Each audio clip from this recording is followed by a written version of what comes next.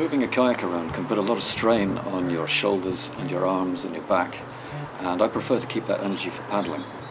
So I find it's much easier to move your boat around using a little trolley, and sometimes safer too. And this is a little trolley that I've made up myself, which does the job really well. In this video I'm going to show you how I put it together, and it's very simple, it's compact, and it comes to pieces, and it stows nice and easily in the back of the boat behind my seat, ready to use at the end of a trip. So we'll go inside now and I'll show you how I put this together.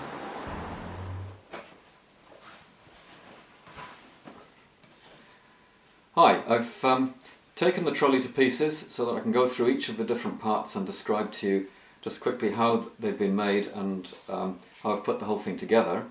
And then we'll go outside again and I'll show you how easily this fits inside the back of the boat when you take the wheels off, and also how to set this up on the end of the boat ready for towing.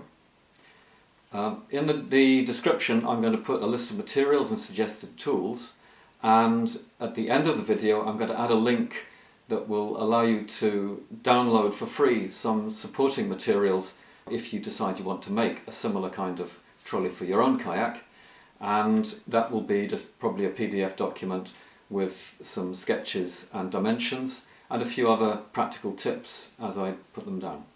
This part here is the boat support, and I just made this out of a piece of scrap timber, cut a V-notch in it roughly to the same sort of shape as the back end of my kayak. You can adapt that of course to the shape of your boat, and added a bit of padding, just a piece of old foam with some bronze nails holding the foam in place. I couldn't get the glue to stick for some reason. Then here I've put in a couple of holes, drilled a couple of big holes there for the straps to go through, and on this bottom edge I've cut out notches here for these little wooden blocks to fit into.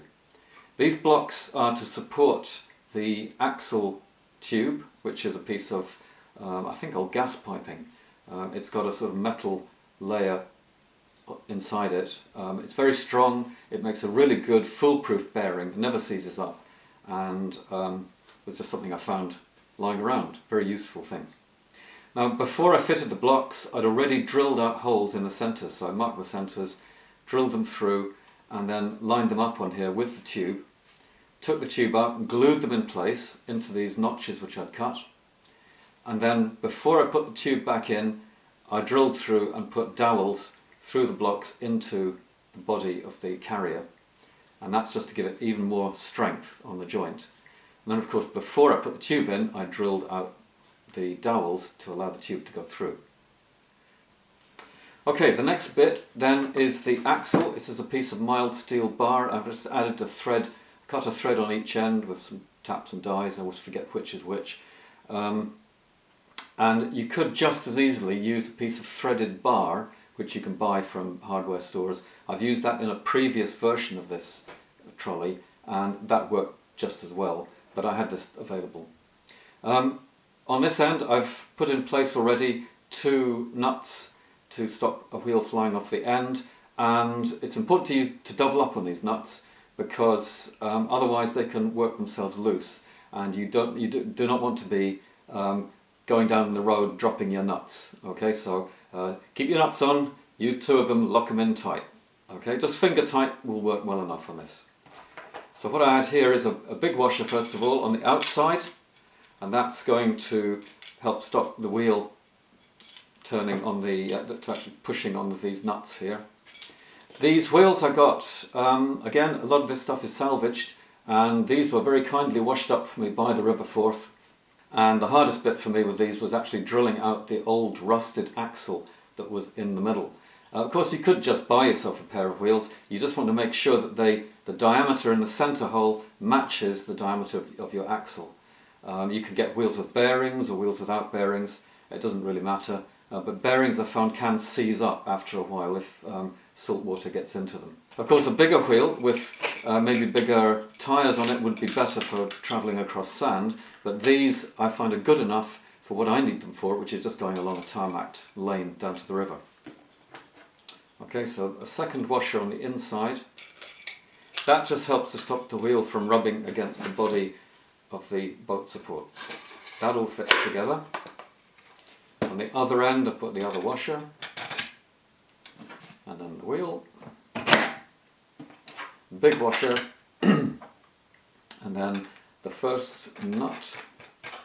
They don't need to go very tight, just sort of snug up against it, but remember you've got to undo this with your fingers at the other end, and your hands may be wet or cold, and that's why I use the outer nut on this end. I use a wing nut, because then it's much easier to undo if your hands are wet and cold.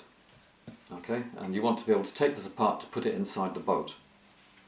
Right, all it needs now is a strap to tie the boat on. This piece of strap here, again, in my case I've salvaged it, but you could just as easily use one of the cheap tie-on straps you can get for luggage or for a canoe on top of a boat. And this piece is around about 7 foot, just over 2 meters long, 2.5 meters long, which I find is enough length for my boat. It's got a loop in one end.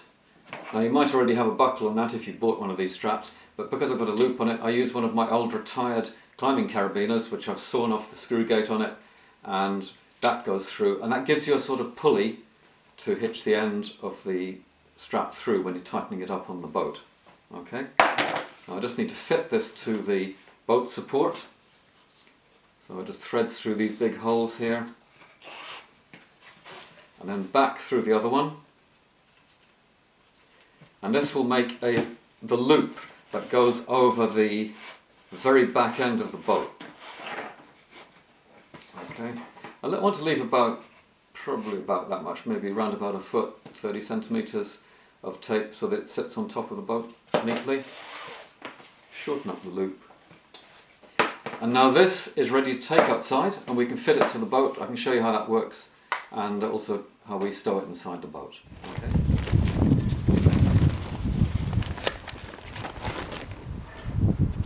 Undo the wing nuts. Using the bag also helps to keep sand and mud from getting into your boat.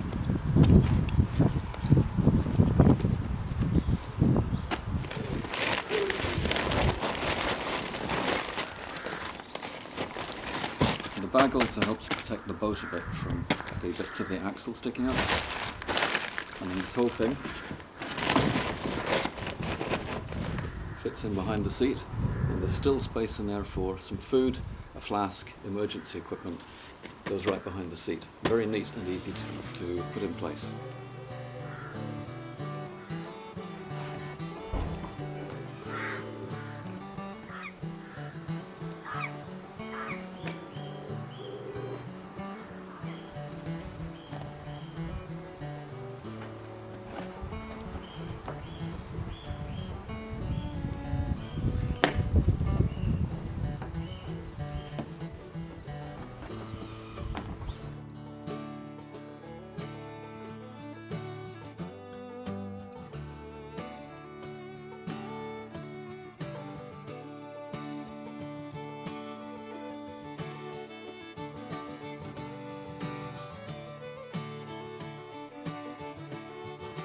Remember, there's more information in the description and the free download. And if you found value from this, please click like and share it with others. Thank you for watching.